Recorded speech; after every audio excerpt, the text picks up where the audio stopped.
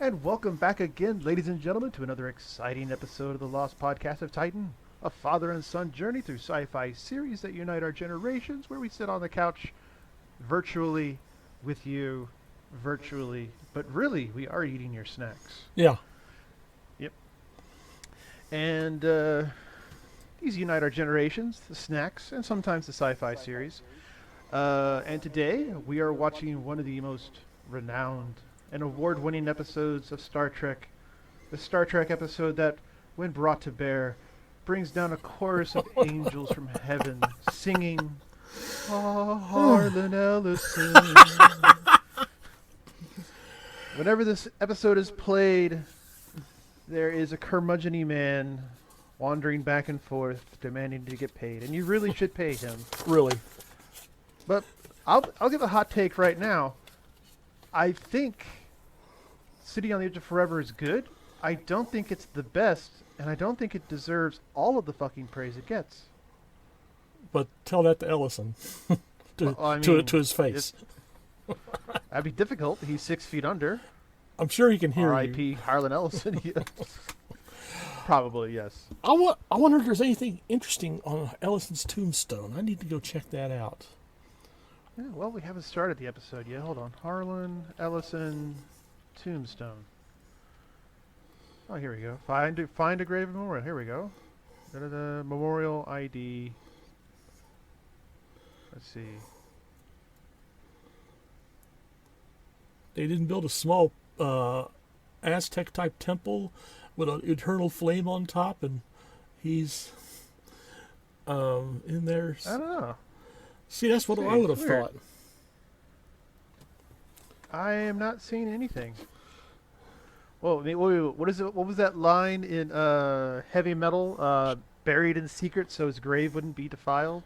Yes. He did piss off quite a few number of people. So quite a few. In fact, I wonder if this is going to sound really horrible, but I wonder if I was to visit the Ellison's grave, would there be a strong odor of urine on the grave site? I mean, it's not that he didn't have a point. No, he like did not. I never heard a story where he wasn't justified in getting severely pissed off. It's just that usually he takes it to the step of, well, fuck you, and just starts beating on you. He would stand up to all the BS that was and is still going on in the entertainment business. Yes. He showed that artists can also have stones, but hopefully they better have the talent to back it up. And unfortunately for the business establishment in Hollywood, Ellison did have the talent, and he would let you know about it. I don't know. This is the same guy that did Oscar, so. Well, like you sometimes say, everyone hits a bad patch. But I feel that the City on the Edge of Forever, it has the same issue for me as Lord of the Rings, where it was good for its time, but as time goes on, it's been done better. You mean the novel? Well, yeah. Okay. For a moment, Lord of the Rings, the novel, yes. For a moment, I thought you were talking about the Jackson films. Yeah, I once read an excellent a Martin Wagner article on the state of fantasy literature, and he pointed out what I think everyone instinctively knows, is there's a clear dividing line between pre-Tolkien fantasy and post-Tolkien fantasy. Mm-hmm. But yeah, so that's my hot take. If anyone feels I am mistaken in either the City of the Edge Forever or Tolkien's Lord of the Rings, you can feel free to let me know at lostpodcastattitan@gmail.com. I feel the books of Lord of the Rings is some of the driest and most boring piece of shit literature ever put to parchment. Oh dear. The only time I was more bored was when I was reading the Victorian ghost story, The Turn of the Screw, which was the boringest shit. It's a ghost. You dare say that about Henry James? Yes. Well, actually, I'm not disagreeing with you. I mean, Okay. uh, Because it was one of those required readings, and I'm like, oh, hey, turn to the screw. It's a ghost. Because I read the synopsis. It gave you an idea of what you were getting into. And it was like a classic 1800s ghost story. And I'm like, yes, give me that shit. I'm going to do whatever school assignment project it was on that. And oh my God. Oh my God. well, at least you're fortunate. You got Henry James. I ended up with A Separate Piece by John Yep, Knowles. I read that too. I think every high school student. And I will say this: I had more entertainment with A Separate Piece than I did with A Turn of the Screw, because A Separate Piece did not lie to me about what the fuck it was. Okay, yeah, granted, but I mean, does every high school class in America have to go through A Separate Piece? It's required, yeah. Hey, I'm surprised I somehow got a hold of Watership Down. Oh, was that a school assignment? It was a school assignment to begin with, and it was the only school assignment book that I read within 3 days and then read again within a week. Wow, I should have gone to your Like- school. This was when I was in advanced preparation English. Ah, okay. There Yeah, was no that such thing as advanced preparation English in either the Austin schools or the Elgin school district. It was English. How many of you can speak English? Few hands are raised. It says, okay. Yes, Papa. Oh God. But welcome to the Lost Podcast of Titan. Titans, yes. Lost Podcast. Wait, welcome to our podcast, the Lost Podcast of Titan, a sci-fi podcast where I recommend a book about bunny rabbits. A And well-written. you will get thrills and chills with a book about bunny rabbits. Listen, no, I also read it, and I thought when I first got into Watership Down, I thought, oh wow, a book about rabbits. I couldn't put the book down. I mean, what the fuck is this bullshit? I mean, What is this bullshit? it was action-packed and suspenseful. I'm like, yes. These motherfuckers are like Secret Service, or like Black Ops. We're gonna sneak into this dude's farm. We're gonna steal this turnip. Oh shit, there's a dog. Dun dun dun dun dun dun dun dun dun. Exactly. I mean, it just. I mean, and blew they me over. raid. They do a Viking raid. They do Yeah. a Viking raid, getting women, and the women are totally okay with it. Well, then again, the other camp was like a very very obvious analogy to either Nazi Germany or some other fascist state. concentration where, camp or something like that. Yeah. Yeah, after still. being a slave to the general, living in Watership Down would be a paradise. Okay. Exactly. Yeah. Yes. Anyway, yeah. Star Trek. Okay, so really, ladies and gentlemen, we are going to be watching Star Trek. So get to your favorite physical media or streaming service where put us on pause while you get Star Trek City on the Edge of the Forever to Yes. the 00 mark. I also going to say, please remind us of the title we're going to be watching. Yes. Once again, that is the City on the Edge of Forever, starring 5 little cute adorable bunny rabbits. Go to the 00 mark. Come back to us when we're ready. Or when you're ready, really. And welcome back. We'll go ahead and get this show started in 3, 2, 1, play. Okay. Another day, another planet. What does the NCC stand for? I forget. Naval Construction Contract is the generally accepted explanation. And they just paint that on the side of the ship? Yeah. It helps keep that bookkeeping doesn't straight. All right. Why Isn't is this... Scotty on the bridge with no chair? He's waiting for a polite opportunity to tell the guy sitting there to beat it. Also, why is he the one reporting and it's not the guy who's actually at the console? Scotty outranks him. Whoa! Okay, and I gotta say right now, this habit of orbiting planets which are producing massive cosmic disturbances, aren't we getting a little old with this now? That's I guess, yeah. But I'm glad Sulu's back. yeah. Well, I'm sure right now Sulu wishes he'd been somewhere else. Oh, and we got lanky motherfucker on the side seat. Okay. Yes. This is number, what, 9 or 10, I guess? I've got a few friends who are artists, and I'm going to try and see if I can get them to do a sort of recruiting poster. Starfleet needs. Are you a lanky motherfucker? Motherfucker? Then Starfleet is for you. Specifically, this one position on this one ship.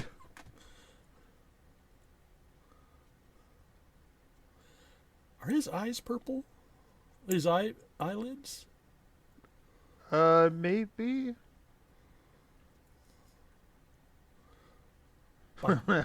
Bite me.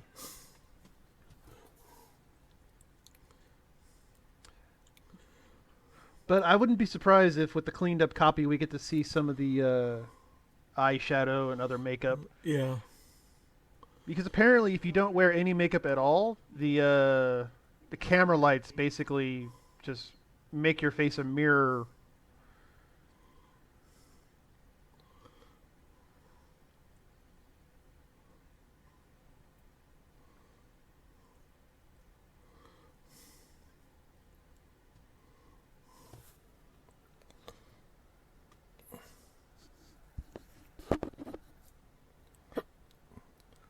Stun him.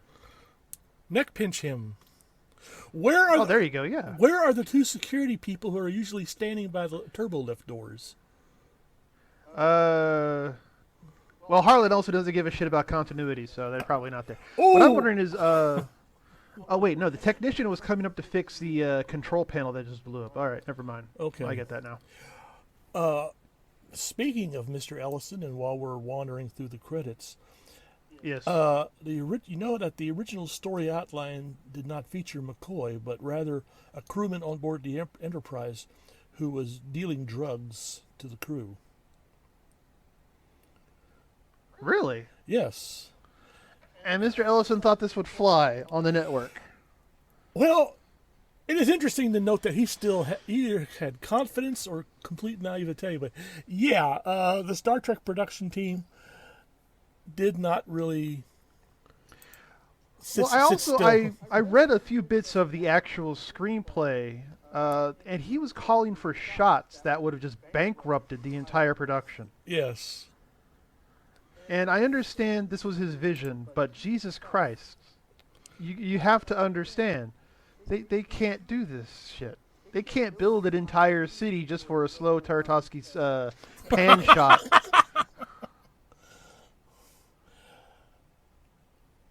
With some of the problems that they had, Roddenberry calls this story editor in and gives him the job of rewriting Ellison's script. Oh. I mean, if someone told me that I got the job of rewriting Ellison, I'd politely say yes, hang up, then dye my hair blonde, get a sex change operation, go to Antarctica and join a nunnery. No. You just you do it as Cordwainer Bird or whatever the fuck. He initially Ellison wanted to use the Cordwainer Bird pseudonym. He had problems, but Roddenberry dug in his heels, and the two of them went after it, and eventually Roddenberry won Ellison over, which actually that would make a nice episode of some series. And Ellison later on, would comment that this was one of his favorite television episodes of all time. Mm-hmm. Of course it is. But I thought, wow, Roddenberry managed to convince Ellison to change his mind. That must have been an exercise in willpower. A duel of titans.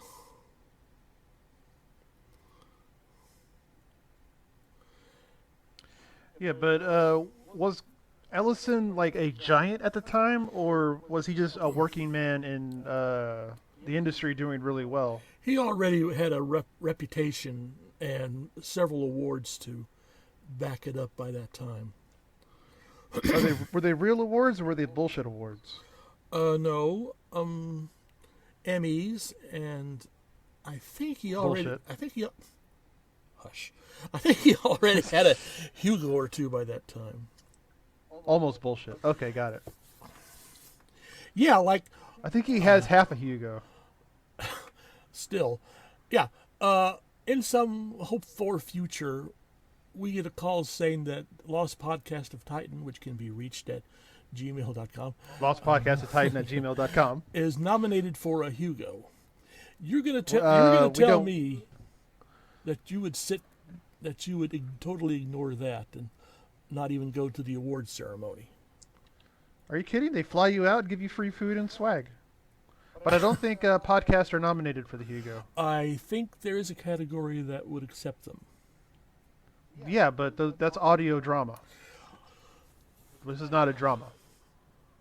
We don't script this out. This would be amazing if this is actually all script out, but it's not. I don't think we could write that kind of thing.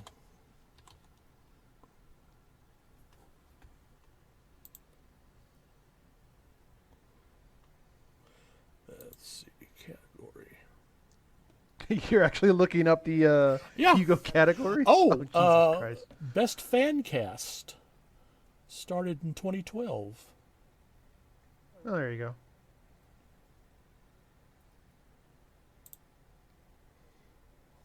So, where else has the Guardian on the Edge of Forever worked? Well, he reappears in the animated episode Yesteryear. I think he's also made an appearance on one of those fake Star Trek shows that are being passed off these days. Oh, that's right, yeah. The glorified fan fiction. Got it. Yeah. Ooh. Smack down. Back at you, Spock. Also, once again, this whole issue began because no one is tracking anyone on the ship. Yes. Because, like, in Star Trek Next Generation, there were several episodes where they basically go, beep, beep, beep, computer, please locate so-and-so, and then the computer goes, so-and-so is located, blah, blah, blah, blah, blah. Ooh.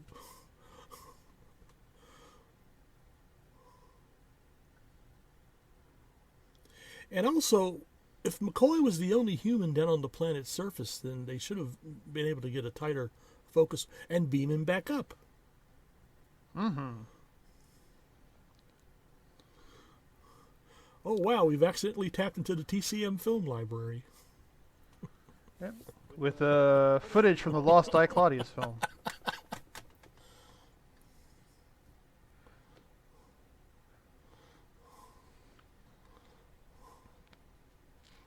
There we go. Finally. Okay, roll end credits. And now we're beaming up. Security to Enterprise 4 to beam up.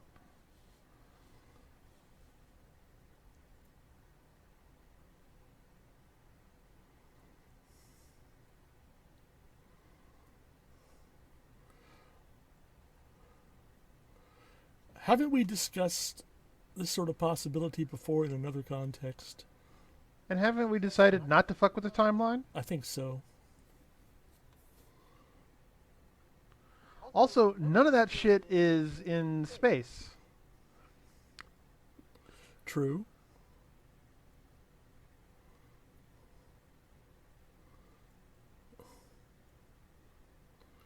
Well, you're about as useful as tits on a snake.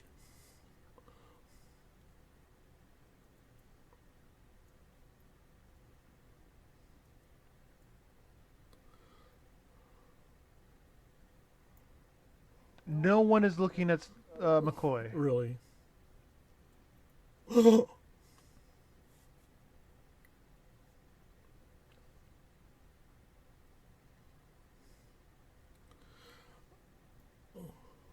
Ta-da! Next time, bring down faster security people. He ends up in the middle of a World War II battlefield.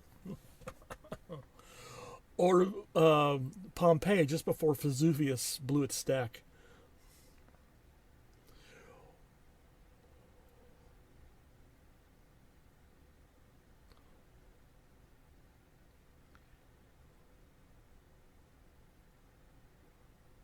Uhura hopes to see it. Oh, wait, there it is.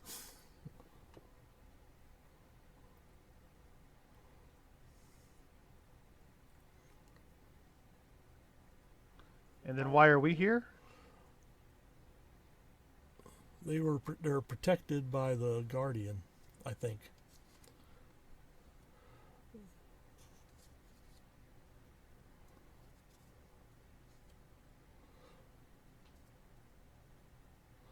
Yeah, being the only woman Well, in a crowd of men. oh, shit, I didn't even think of that. Well, time to repopulate the human race. Well, did they just do a slow-mo of the pan up? I think so. I keep expecting the theme to the Twilight Zone to suddenly appear. They couldn't just simply say, all right, Shatner, look, baby, Willie, baby. Yes, Papa. What we need you to do is just slowly look up in wonder and fear. Interesting. All the red shirts gather over there.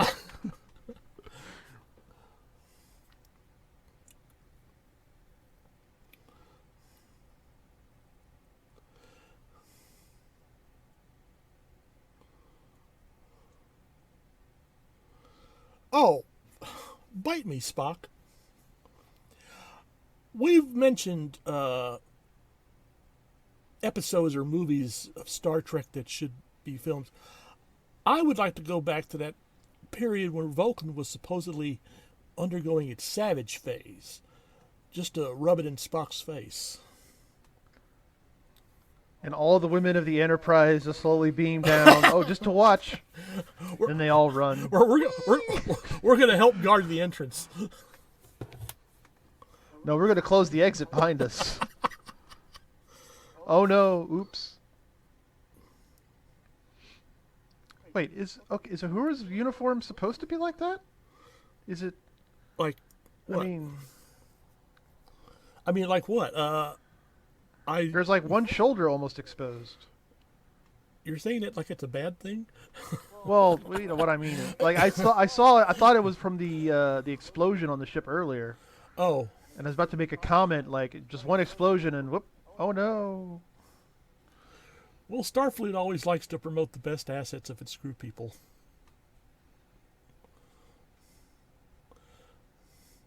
You're right. That is kind of drooping over one shoulder there. Yeah.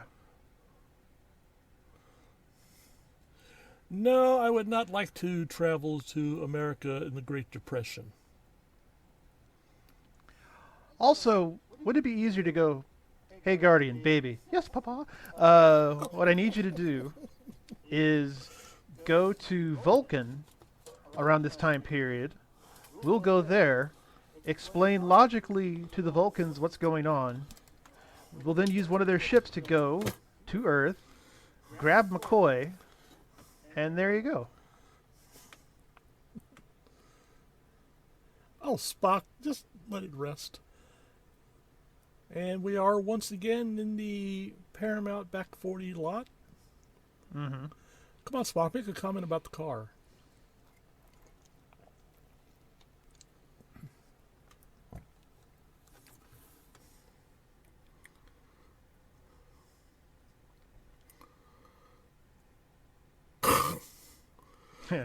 Yeah.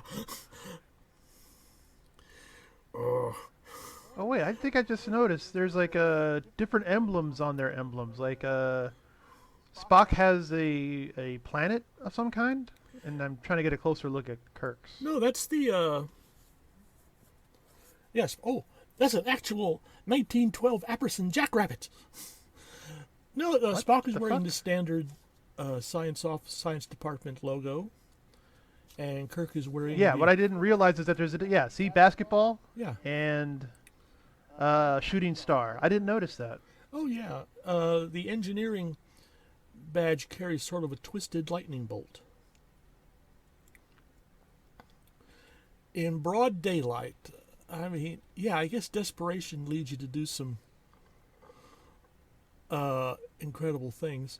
Fortunately, those weren't women's Also, clothes. he's fucking with the timeline. Someone now has their clothing stolen, which could cause a chain of events.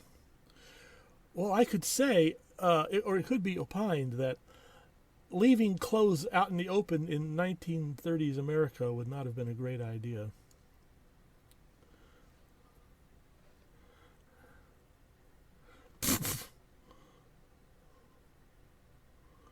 We're looking for a friend of ours named Quarlo Gobridny. Has a rifle. What was that? Quarlo Gobridny. Soldier. No idea who that is. Soldier, also written by Harlan Ellison, was a Outer Limits episode, as you might remember. Oh, that one. Yeah, I wasn't. Yeah, that was all right. Rice picker. I like that expression on Nimoy's face. That's great.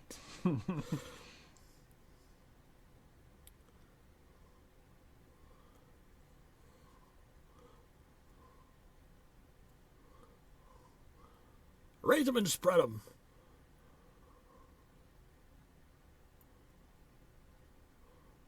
Ta-da!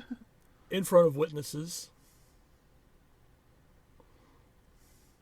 It's time to go. Yeah. Although I would love to go across the street and take a look at that magazine shop.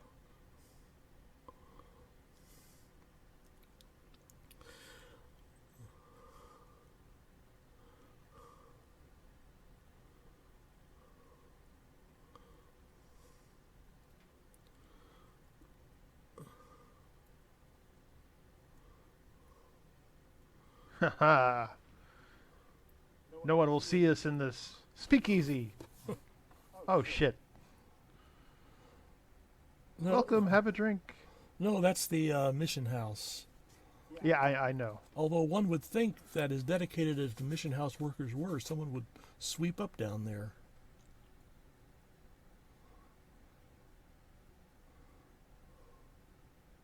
What if they were the wrong size, too? Yeah.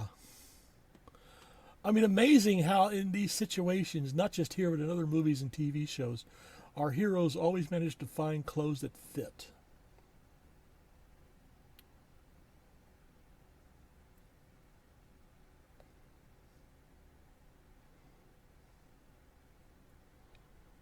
And Shatner just is not going to button that top button. Nope. Speaking of falling back on assets here. Listen, he is not Ricardo Montalban.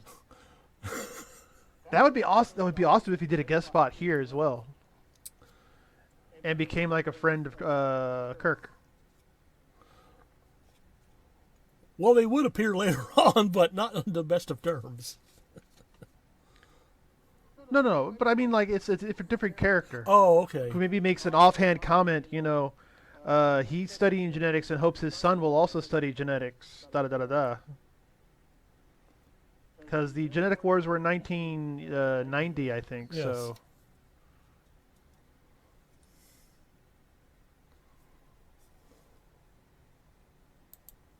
Why didn't he put that on to begin with?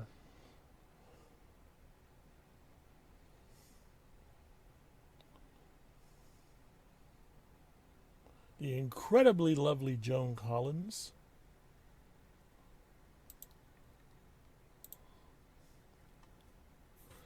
We stole these clothes.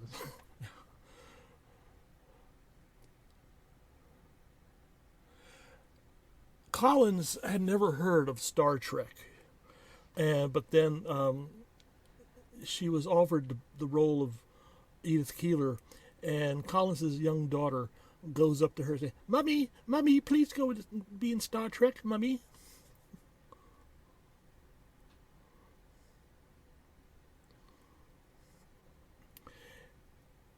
I don't know, do you follow these Snickers ads where it has a celebrity and someone says, you need to eat a Snickers, It's not always a celebrity, but yeah, I'm familiar with that, yeah. Yeah, the Joan Collins one in the athletic locker room is, I think, my favorite. Put in Snickers Joan Collins on YouTube sometime and take a look at it. Also, was Star Trek even airing for her to be aware of it? Or Yeah, because I yeah, mean, this is the first season still. Yeah, but she was a hoity-toity kind of stage actress, although she does have a great comedic streak. And I forget who it was who thought of Joan Collins, although for the role. Although I appreciate the selection, but we can thank Joan Collins' daughter for this episode and Harlan Ellison. Mm-hmm. And Cordwainer Bird. Yes.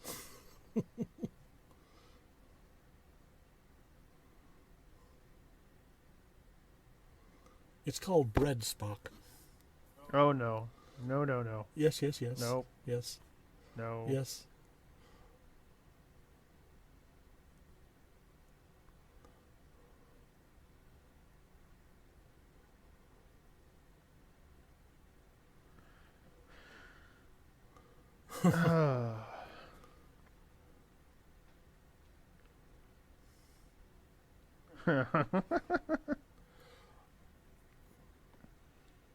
Shut up, shut up, shut up. Okay. Yes, you are. Oh.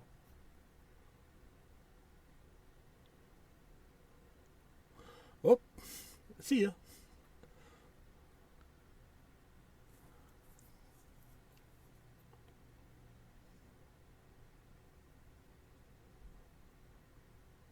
Oh, no. Yes.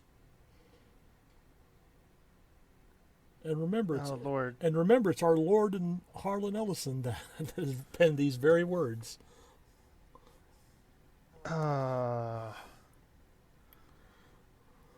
His dialogue is usually not this clunky, though. Okay, he did suffer a severe case of writer's block while writing this. If you can imagine Harlan Ellison with writer's block, it's probably like having Dr. Jekyll and Mr. Hyde in the same house.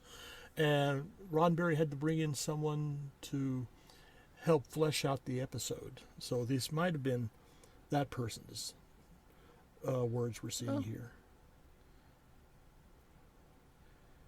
That's probably true. But I do remember that he was having such issues that, and the deadline was coming up, he actually lived in the office with some other guy, and he would be on the floor with his typewriter typing out pages, and he would then pass the page to him to edit or comment or all that such, while he would then work on the next page. Kind of reminiscent of Hunter Thompson. Yeah, but a lot less drugs. But a lot more women, so it works out.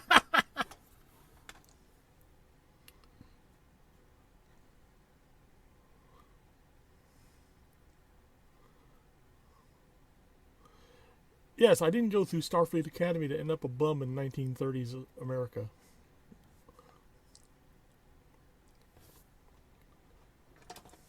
And, She is very pretty. I have to give her that. yeah, and she is the great overwhelming love of Kirk's life. So when you consider all the other women he's been involved with, you sort of wonder, you kind of look for things which, single her out. Sorry, I heard there was a gold rush in California. I got to go out there. Mm-hmm. Whoop, whoop, whoop, whoop, whoop, whoop, whoop. Whoop, whoop. You got to give Spock credit for even managing to come up with that. It was ripped off in An Arrow in Time, which was a better episode. If you want to fight me, you can email us at lostpodcastoftitan@gmail.com. Ding, ding, ding, ding. Arrow in Time has Whoopi Goldberg. Fight over. Ah, that's true.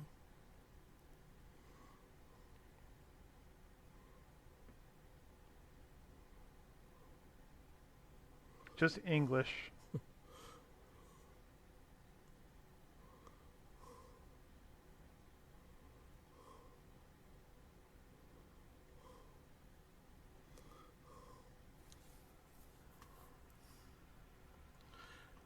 Well, you don't have to be such a downer.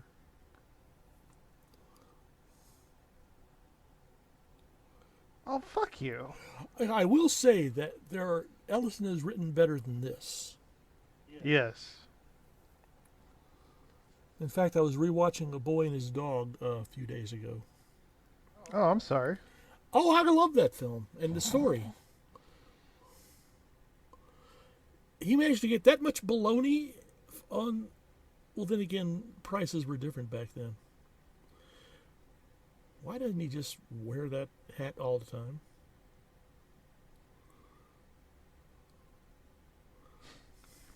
You were already told it's a hobby.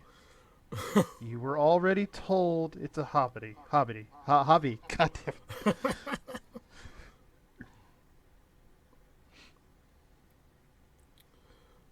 She has marvelous eyes. It's an interocitor, isn't it? Are you No. boys building an interocitor up there?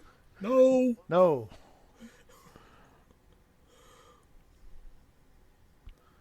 Ah.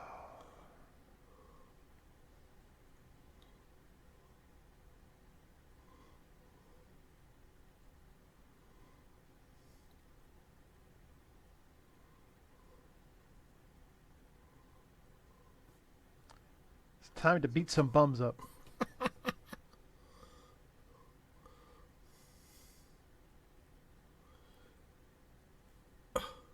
Mm-hmm. I knew it.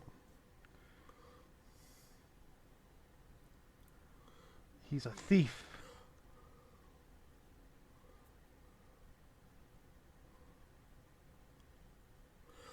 Oh. You know, we get to the Mirror Universe episode. I was thinking, what if they made some other changes, and rather than Spock being a science officer in the Mirror Universe, he's a thief and a pickpocket. Oh, there you go. Vulcan criminals. Now, there's a thought. Like, there has to be at least a handful of Vulcans who look at things logically and then come to the incorrect or maybe even the correct conclusion that their best modus operandi in life is to be thieves. Yes. A random element in the flow of things that keeps a civilization from becoming stagnant. Or maybe, what is it? By stealing stuff, they advise the people who have it that their security is inadequate, so they are doing a service. Yes. Like in the movie Sneakers. I don't really recall Sneakers. I never really watched it. It's an interesting film.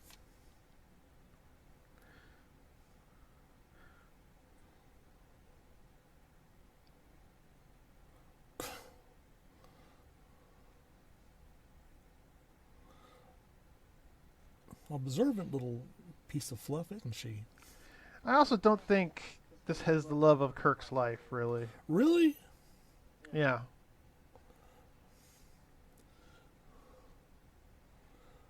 You really think so, huh? Yeah. Uh huh. Mm-hmm. Because it's Kirk. Everything is the love of his life for the few minutes he's with them. Because I'm his captain.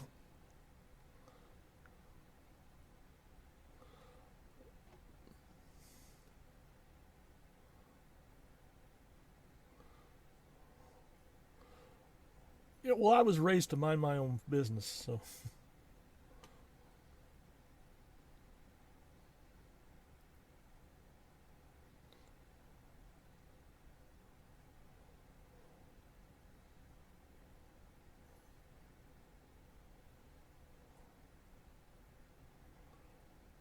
Oh, my man, Mr. Smooth there. Also, I love this bullshit of. Uh, they were really bad at this in the Next Generation, where they would list off a few like renowned artists. They'll especially do this with classical, and it's always two artists who you heard of, like Beethoven and Mozart, but then they will throw in a Vulcan, and then they'll throw in someone random. It's always a Vulcan. Yes.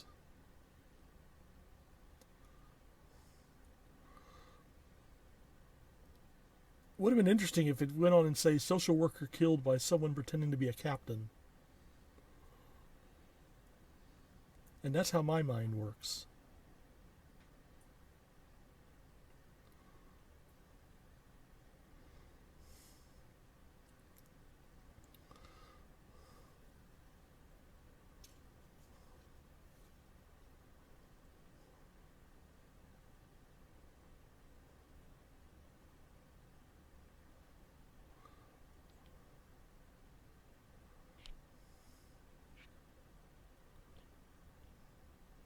a bit distressing. Understatement of the season. Jesus Christ! So he could record individual newspapers from the spinning vortex. That was just a, Lord.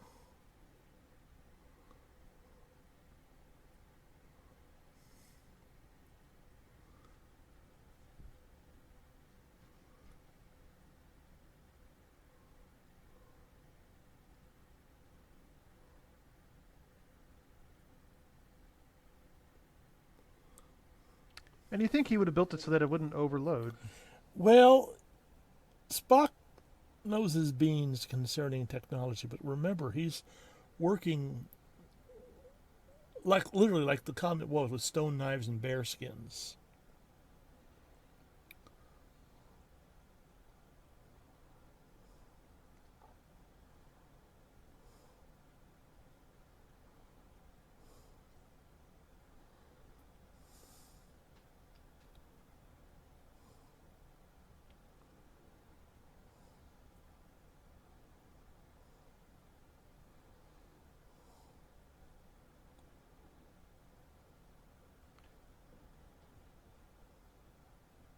Oof.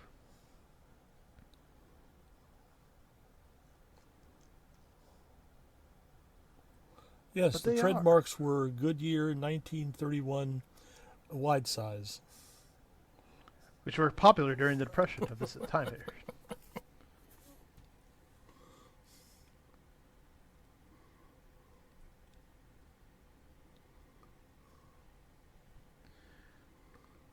Like, and this is a revelation why we already had this plot twist with the captain from that one episode, the Air Force captain. Oh, okay.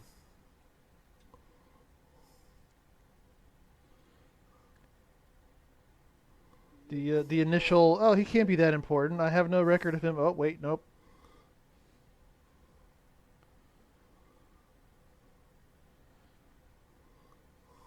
So, like, instead of the first person having to remain so that they could sire the future senator, I think this one has to die.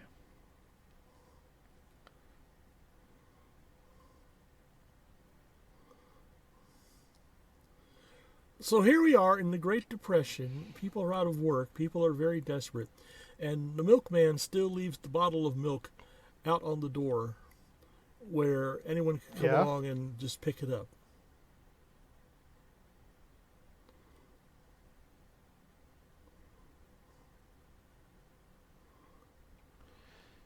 See, and this is so weird because uh, I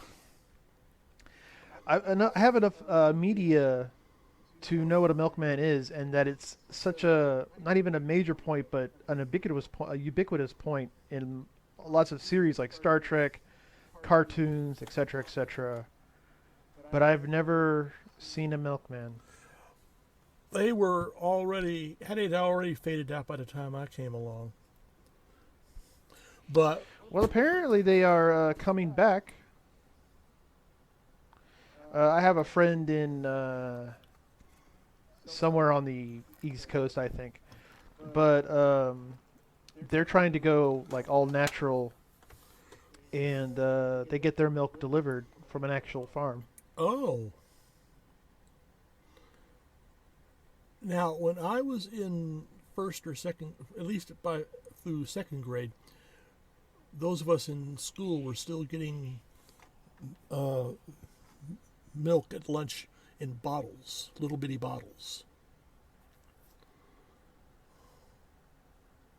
Moo cow juice.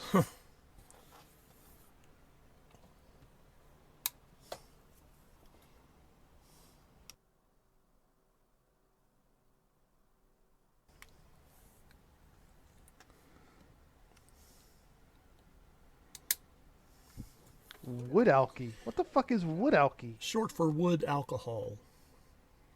What the fuck is wood alcohol? Okay, bourbon and whiskey and other beverages like that are aged in wood cask. Okay, so I'm with you so far. Yeah. And wood alky or wood alcohol is a pseudonym or a euphemism for the cheaper and much more undrinkable variety. Kind of like windowsill acid.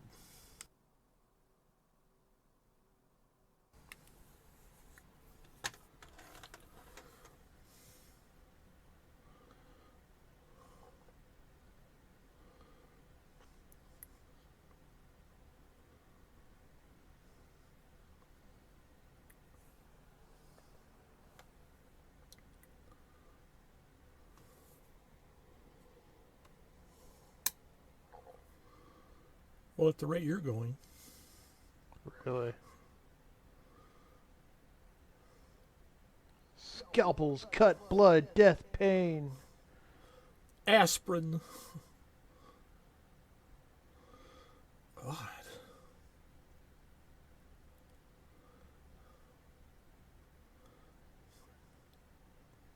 Dinner.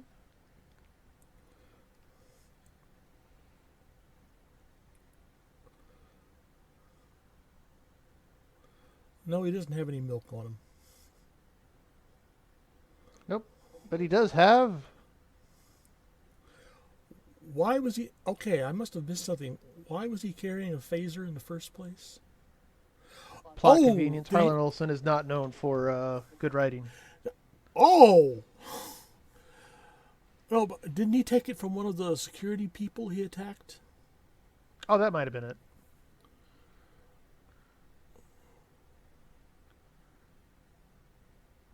And here's the problem. What if he was important? See, thank you. I've wondered about that. I mean, yes, hallelujah, he's a bum. Hallelujah, a bum again. Hallelujah, give me a handout, so forth and so on. But maybe he's managed to influence. So, what if his being disintegrated was the cause of Edith Keeler being in the traffic accident? If he had lived, he would have been able to push her out of the way. Possible. But also, I mean, for one thing, this is the Great Depression, so not every bum is a bum because they're lazy. Much like today, not every bum is a bum because they're lazy. Where, in fact, there are many extenuating issues and circumstances, because very few people actually want to be homeless. Yes, So what if the... Go ahead. No, the Wall Street crash, you literally had people who one day were millionaires and high-level executives, and 24 hours later, they're wiped out. Yeah, so what if, like, as soon as the Depression was over and industry picked back up, he got a new job and did something, you know, rather impressive, whatever. Well, the Great Depression, pretty much ended because World War II arrived, giving everyone a great many more opportunities to find work. Exactly. It's like, what if he ran a factory, and so that when World War II came about, they needed people to, quote unquote, run the factory, because I think he's a bit too old to, you know, enlist in the service. But he was pivotal in the war effort to produce man and material hours, etc., etc., etc. Well, yeah, well, like a lot of the younger, more physically viable men were drafted into service and sent overseas, and American industry had to rely on women and less physically active men to take up the Women? slack. Yeah. One of the effects of World War II was that it helped women it put women more firmly on the road to equal rights.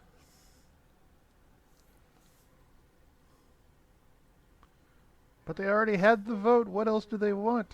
To be let to work? Choose their own jobs? Choose their own husbands instead of their fathers? Anarchy. Really.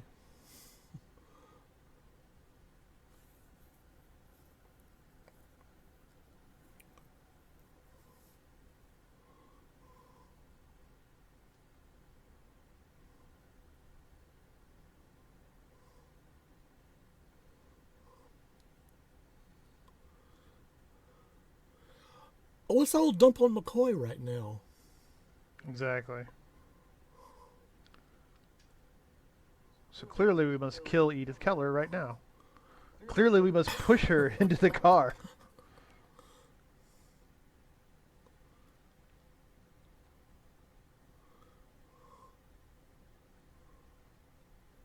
Oh, that's not like you, Spock.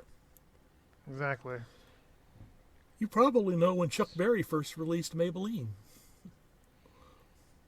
Well, why can't you be true?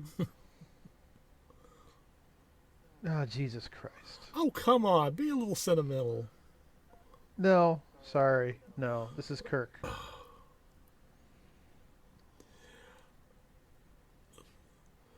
This goes against every instinct I have in my possession, but I'm now tempted to someday write a science fiction story or novel with a fictional version of you Oh, no. going head over Unleash heels, photon torpedoes. rolling credits. Roll it.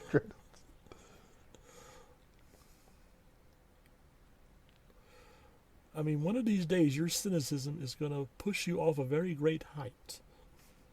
Probably, yeah. Or save me from a very big fall. Which do you think is more likely?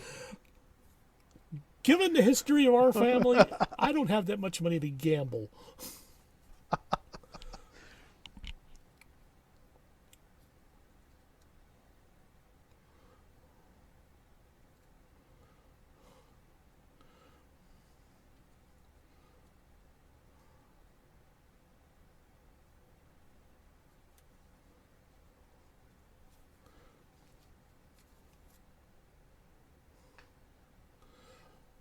So he I wonder if he eventually can actually comes do out. medicine. What was that? I wonder if he could actually practice medicine. That would be interesting. But it just occurred to me, it's after all the years I've seen this. So he eventually gets over the accidental injection on his own. He just needs to go cold turkey for a while. Yeah.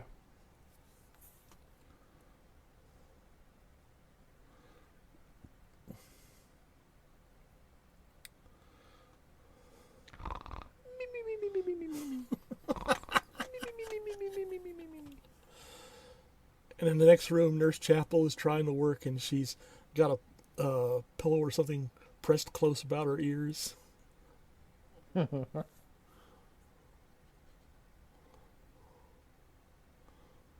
Yeah? Yeah?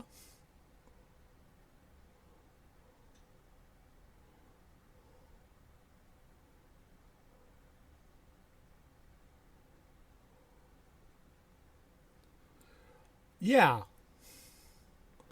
As we briefly go out of focus. Really, he knows better, which is part of what bugs me.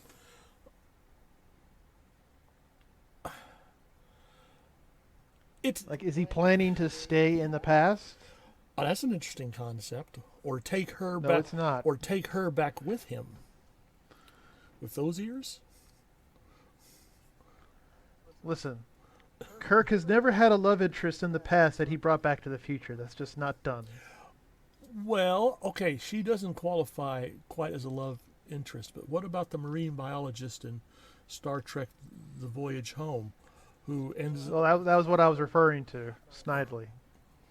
Oh, you mean there the times you don't refer to anything snidely? I'd like to be around for that. Actually, I wonder what happened to her. Let's see.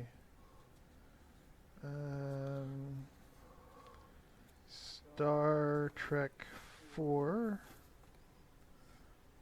Let's see. Oh, isn't that cute? I put in Star Trek 4 and it comes out with the new Star Trek. Oh, As if that actually is going to happen. Oh, they're so cute. let's see. Let's see. Cast. Here we go. Catherine Hicks, Dr. Gillian Taylor. Okay, so Dr. Gillian Taylor, Memory, Alpha. Here we go.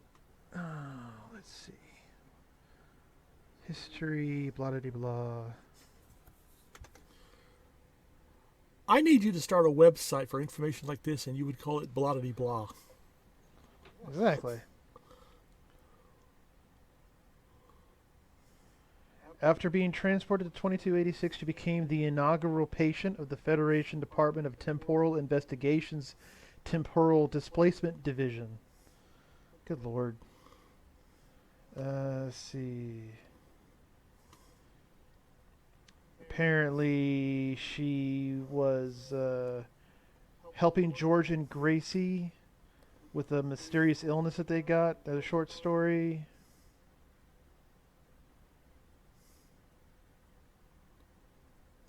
She got to work in a institute. What the fuck?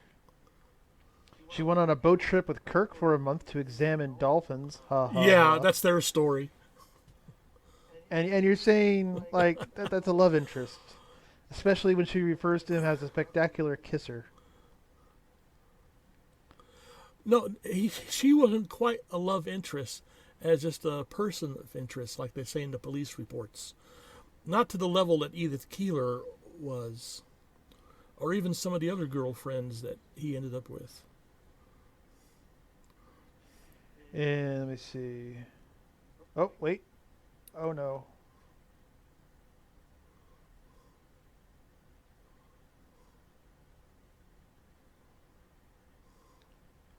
And she's killed. Apparently, she attended Kirk's funeral. Spoilers: Kirk dies. Oh, Let's see.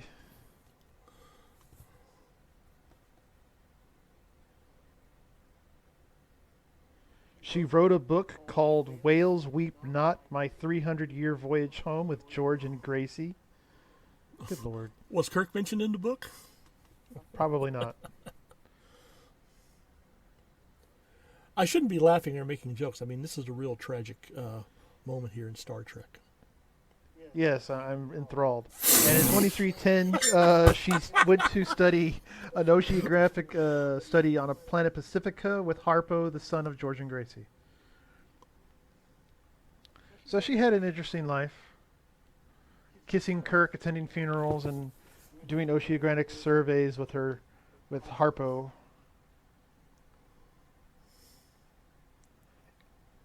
Except the bum.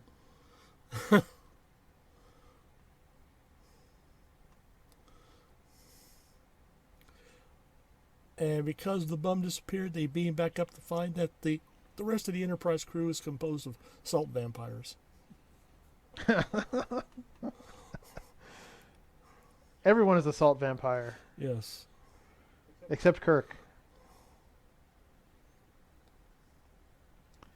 Oh, what if they what's the word when you don't need another member of your species to procreate? Forget it for a second. Oh, you like the Horta? Yeah, where basically over the course of time, more and more crew members are actually taken over by salt vampires, Huh. taking over their positions. I don't know the exact term. God, this used to bug me. Probably still I does. used to know this shit. Hold on. Well, I think about Able being to at give my age. birth without without another member of your species. What is that? Asexual reproduction. There you That's go. it. Yep. Okay. So that was City on the Edge of Forever. With assorted Yeah, it tangents. was all right. I Not really a city, more of a podunk town trying to pretend to be a city. That was the one-stop city, one-stop town if I ever saw yes, one. but if you named the episode "Truck Stop at the Edge of Forever," not as many Then it people. would have won 2 Golden Globes and 2 Hugos. Well, actually, among his other suggestions, when Ellison designed the Guardian of Forever scene, it was supposed to be like a matte painting or something in the background showing this enormous abandoned ancient city, and that caused frowns in the accounting department. Exactly. Like that would have cost a lot of money that they would only use once.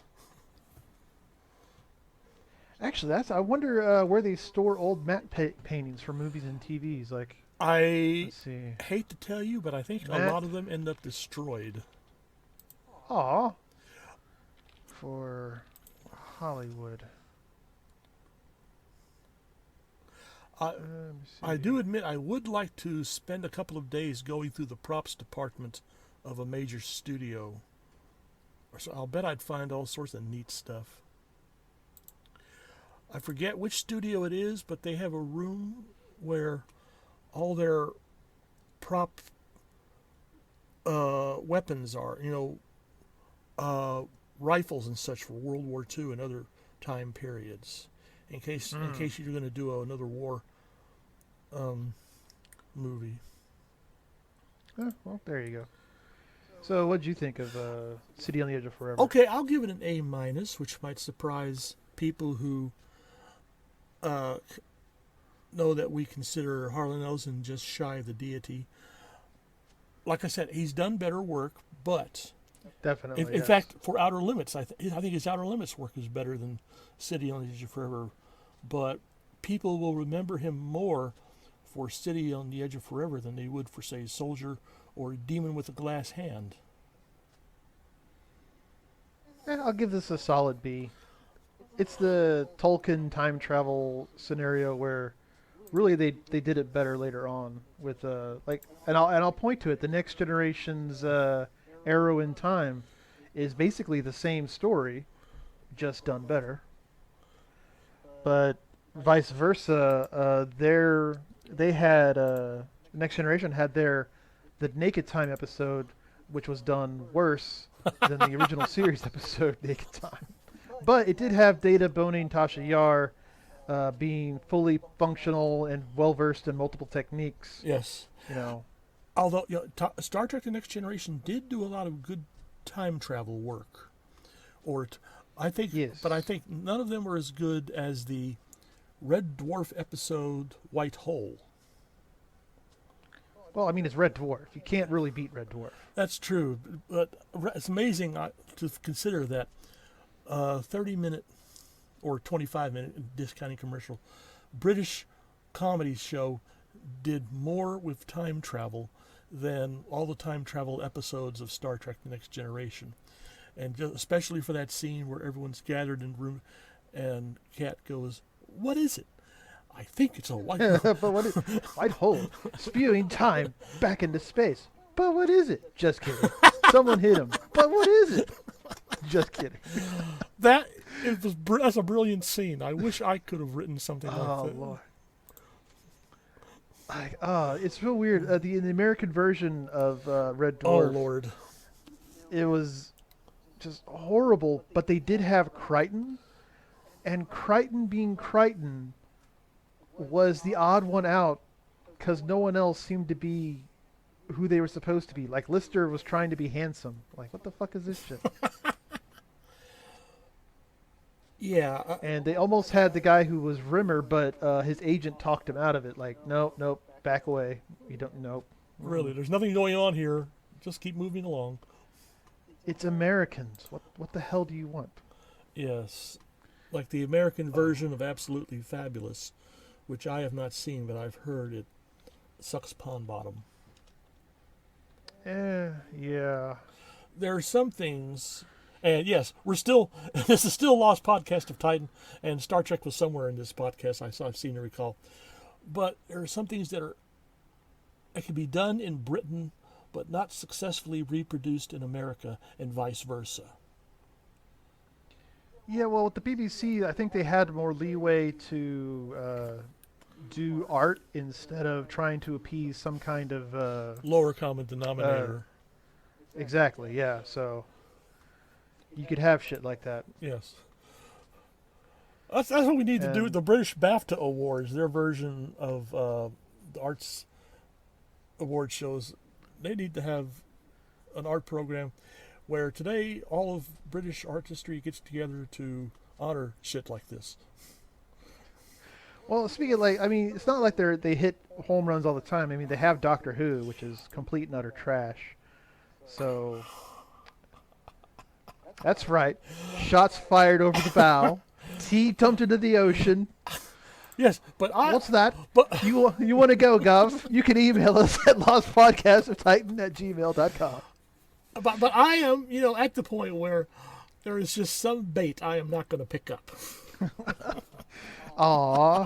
What about Lost in Space? Lost in Space sucks. The first 6 episodes are subpar. I'm feeling good. I'm feeling good with myself. All right. Well, next episode, ladies and gentlemen, we will watch. I feel is better than City on the Edge of Forever, Operation Annihilate. and it's Operation Annihilate, where we have little amoeba-like aliens on strings slapping Spock on the back. That's where we are. I had more fun with Operation Annihilate than City on the Edge of Forever. But we will see you next time. I hope you enjoyed the episode, ladies and gentlemen. Yes, and you guys behave and take care. Bye-bye.